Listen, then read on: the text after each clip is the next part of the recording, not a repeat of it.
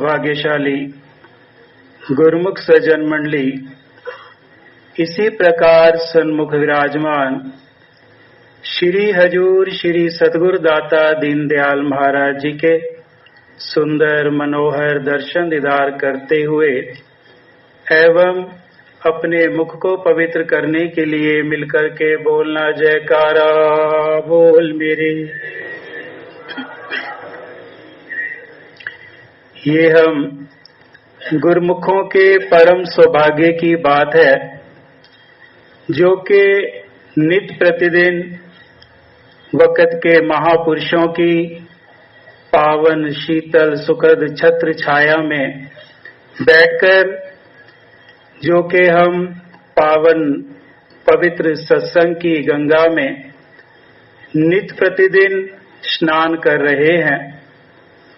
ये हम पर महापुरुषों का बहुत बड़ा महान उपकार है, क्योंकि सत्संग में आने से ही जीव को समय के महापुरुषों की पवित्र लीलाएं, पवित्र गुणों का वर्णन श्रवण करने को प्राप्त होता है। और जो सेवक नित्य प्रतिदिन महापुरुषों के बनाए हुए भक्ति के नियमों की पालना निरंतर करते हैं, सत्संग श्रवण करते हैं, तो समय के महापुरुष भी अपने होने का एहसास उन गुरुमुखों को, चाहे फिर वो गुरुमुख देश में हो चाहे विदेश में हो, संसार के किसी भी कोने में हो, समय के महापुरुष अपने सेवकों के सदैव अंग संग रहा करते हैं।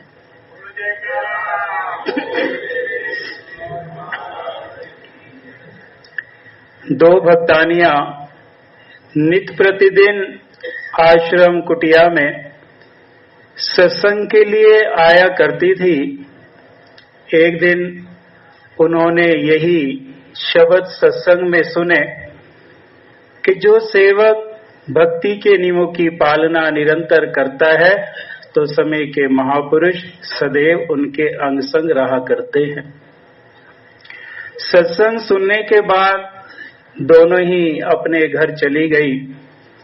अगले दिन जब वापस घर से कुटिया के लिए निकली तो रास्ते में दोनों यही विचार आपस में बातें करती रही कि कल हमने सुना था कि जब सेवक भक्ति के नियमों की पालना निरंतर करता है तो समय के महापुरुष उस सेवक के सदैव अंग संग रहा करते हैं। लेकिन हमें तो इतना समय हो गया भक्ति के नियमों की पालना करते हुए, सत्संग सुनते हुए, लेकिन ऐसी हमारे से क्या त्रुटि हुई जो आज तक सद्गुरु ने अपने होने का एहसास हमें नहीं दिखाया। अभी आपस में दोनों इस बात को करते हुए जा रही थी, इतने में पीछे से आवाज आती है कि गुरुमुख हम आपके साथ हैं, केवल यही नहीं इस लोक में ही नहीं अपितु परलोक में भी हम आपके साथ हैं।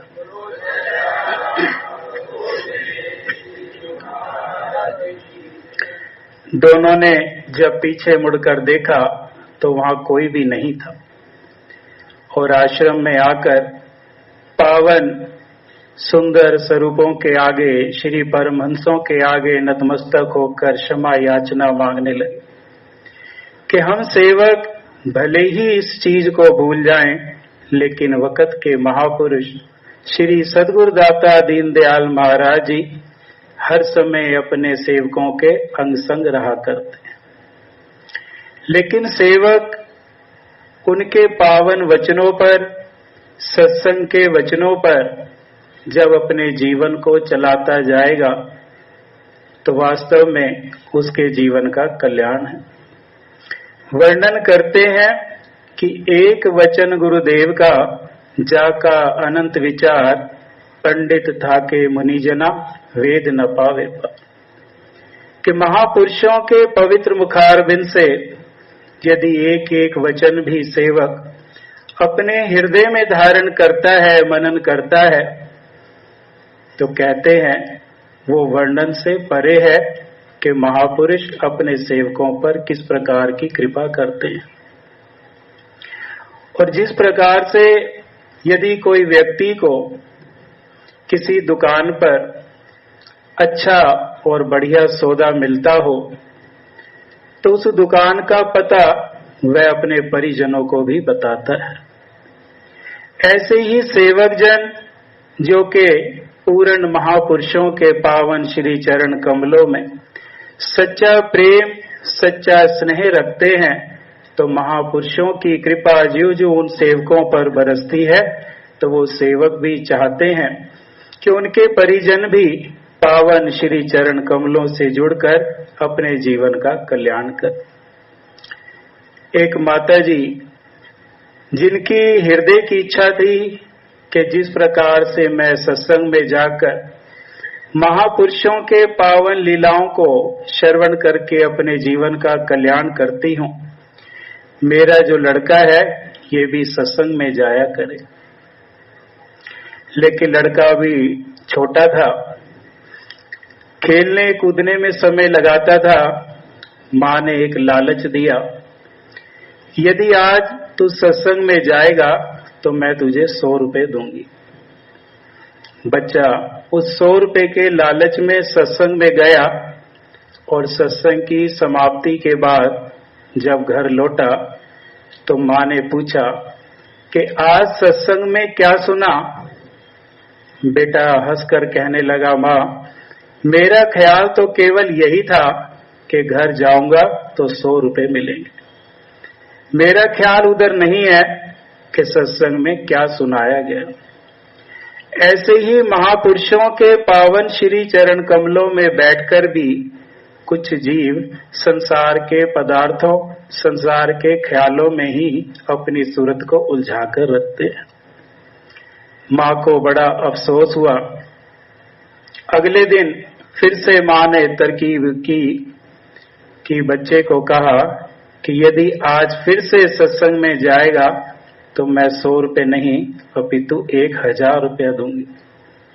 लेकिन शर्त यह है कि सत्संग के हर एक वचन को हृदय में धारण करना है, उस पर विचार करना है, बुद्धि से सत्संग के पावन वचनों को श्रवण करना। जब अगले दिन वह बच्चा दोबारा से सत्संग में गया तो 1000 रुपए के लालच में अपने आप को पूरी चेतन अवस्था में बिठाकर सत्संग के एक एक वचन को धारण करने लगा। कुछ देर बाद जब सत्संग की समाप्ति हुई, सभी लोग घरों को जाने लगे तो माता ने देखा कि उसका लड़का तो ध्यान में बैठा हुआ है। माँ ने अपने बच्चे को उठाया और कहने लगी कि क्या घर नहीं जाना। बच्चा हाथ जोड़कर कहने लगा, माँ आज ही तो मैं असली घर पहुंचा हूं। कितने दिनों से मैं संसार के ख्यालों में संसार के पदार्थों में उलझा हुआ था, लेकिन जब मैंने महापुरुषों की पवित्र लीलाओं को एक एक वचन को हृदय में धारण किया तो आज ही वास्तविकता का ज्ञान हुआ, विवेक हुआ। इस चीज पर विचार किया कि अभी तक तो मैं असली घर से बहुत दूर था। लेकिन ये कब संभव है? जब सेवक सच्चे हृदय से महापुरुषों के पावन चरण कमलों में सच्चा अनुराग सच्चा प्रेम रखता हो। यूं तो हर एक व्यक्ति दूध को देखता भी है, पीता भी है, लेकिन उसी दूध में मक्खन भी छुपा होता है। लेकिन वो मक्खन प्राप्त कैसे होता है कि जब दूध में थोड़ा सा दही डाल दिया जाए और उस दूध को स्थिर कर दिया जाए।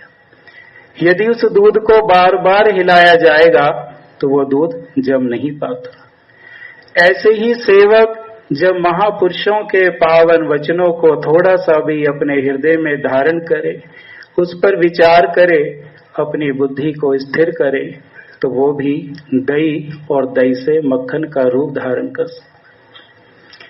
ऐसे ही समय के महापुरुष हम सेवकों को नित्य प्रतिदिन सत्संग के द्वारा यही विचार और यही अपनी आज्ञा सुनाते हैं, याद दिलाते हैं कि किस प्रकार से सेवक वक़्त के महापुरुषों के पावन श्री चरण कमलों से जुड़कर वास्तविकता में अपने जीवन का कल्याण कर सकता है। और ये सब करने के लिए समय के महापुरुषों ने नित्य प्रतिदिन भक्ति के 5 नियमों के लिए हम सेवकों को जो एक हिदायत देते हैं, याद दिलाते हैं और 2 घंटा भजन अभ्यास करने के लिए हमेशा इस चीज का विचार याद दिलाते हैं कि यदि गुरुमुख जन 2 घंटा पूरा ना बैठ सके तो आधा घंटा ही करके लेकिन 2 घंटा भजन अभ्यास अवश्य किया करें, जिससे कि हम सेवकों के जीवन का कल्याण हो, महापुरुषों की प्रसन्नता और महापुरुषों का पवित्र आशीर्वाद प्राप्त हो। बोल जयकारा बोल मेरे। आज के दिव्य सत्संग की, दिव्य दर्शनों की एवं दिव्य सत्संग की आप सभी गुरुमुखों को बहुत बहुत बधाई हो। सत्संग आप सभी गुरुमुखों को कैसा लग रहा है कृपया कमेंट्स करके ज़रूर बताइए।